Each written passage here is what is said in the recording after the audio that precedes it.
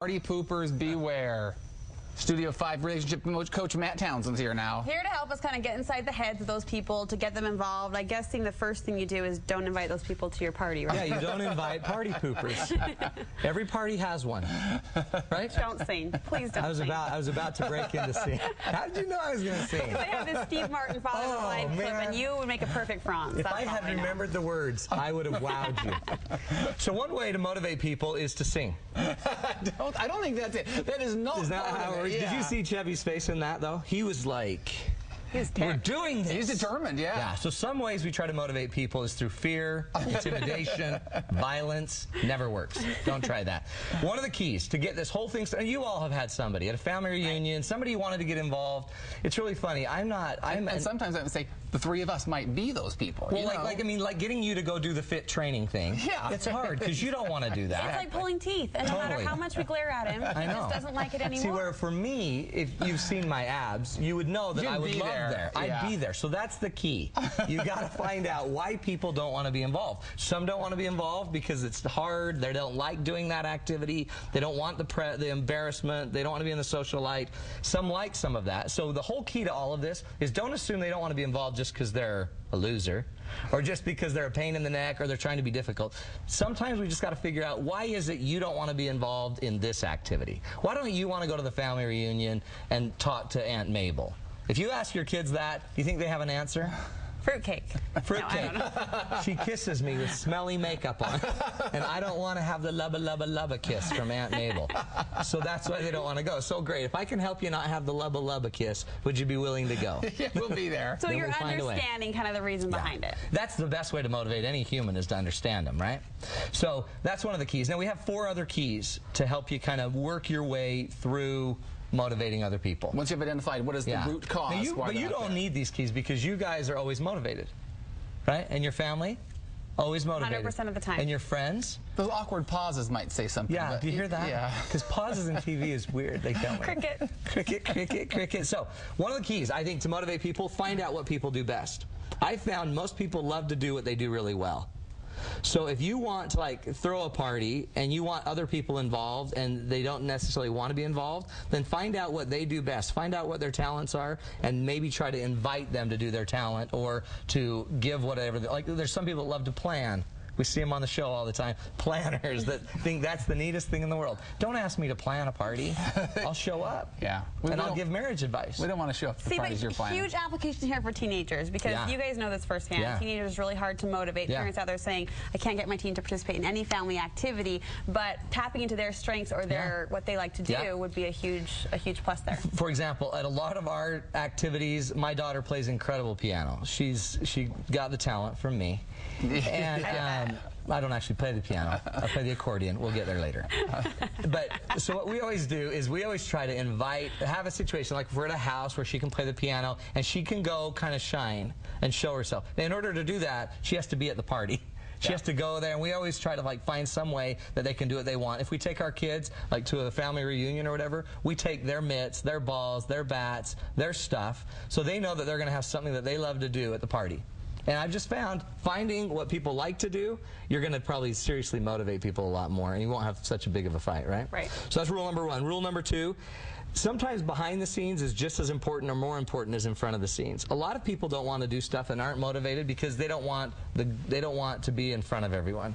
They don't want to have to answer that. At our family reunion, we always have everyone go around and they tell about their family and what's going on with all their kids and stuff. Well, it's not even, my family doesn't even have family reunions. My wife has all these family reunions, right? So guess who does all the talking for my wife? Me. You? I'm not even related. So I'm like, I shouldn't have to talk. You should talk. But it usually ends up that I end up talking. Why? We can't get you to shut up. It's because of my magnetic personality. Oh, right, that too. But what ends up happening is all of a sudden, I go out there, my wife doesn't feel comfortable doing it. If that's all I have to do to make her happy is get up, be in front of the scene for a minute, and then be done, you can do it. I can do it. And then you know what? I don't want to go talk to everybody. So I'll go play ball with my kids, and my wife will go talk to everybody. That's her forte, kind of behind the scenes, talking, networking. My forte is maybe introducing and inviting everyone in. Yeah. So tapping into the person's strengths. You got to get into behind the scenes is just as important. Another way I found to get people involved is ask them for a favor. Hey, can you do me a favor and just do this? I found a lot of people that won't do it, they don't want to do something selfishly, will do anything for you as a favor. They're willing to help. Will you just help me do this one thing? And then you invite them to do it. So you could ask your kids, will you just do me a favor today? And when we're at the party with Aunt Mabel, will you all just make sure you talk to her once? That would be the best favor for me, and that would make Mom so happy. So do it as a favor. Let them serve you, and let them actually see it as an act of service for you. See, the word favor softens it a little bit, doesn't it? Totally It doesn't sound like a demanding request. Instead of you do it or die. Yeah. Like I've tried that one. Doesn't work. You do it or die, or Mom is going to take away everything you've ever liked. It also gives us some structure, because I think a lot of times if you show up and there's nothing really concrete happening and you're sort of sitting around and you don't really do it, but if you have a specific task where you know at a certain time you're setting up chairs or you're seeing Aunt Mabel talking to her, then you have a task and it gives you something to do, a reason to be involved. Exactly right. And you know what? I think most people deep down want to feel a sense of connection. Yeah. They just don't necessarily want all of the other obligations. They don't want everything else that's attached to all of this, and they don't want the inconvenience and the embarrassment, okay? Last but not least is love them anyway. Even if they don't want to be involved, make sure that they know that you love them. Make sure that you love them regardless of their involvement in activities. Regardless of their involvement in the church or the neighborhood church or the activities or the scouts or whether they got their eagle. You're going to love these kids whether they're involved or not. You're going to love your grandkids whether they come to grandma's every time or not. I've had situations with clients where parents and grandparents kind of intimidated their kids. Like, if you don't come by, then grandma knows you don't love her.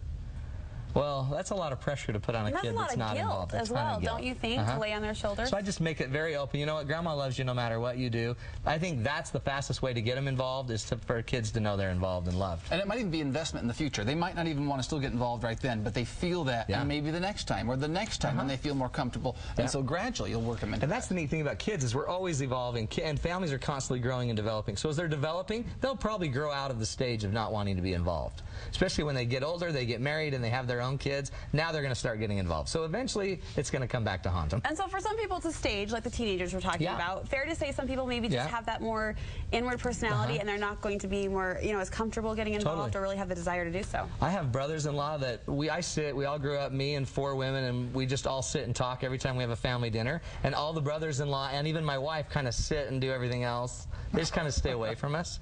But we love it, so we talk. But they'll help set up. They'll help put down. My wife will go out and play, and everyone kind of finds their own niche. Don't demand that somebody fits into your niche. Be very open, be very free.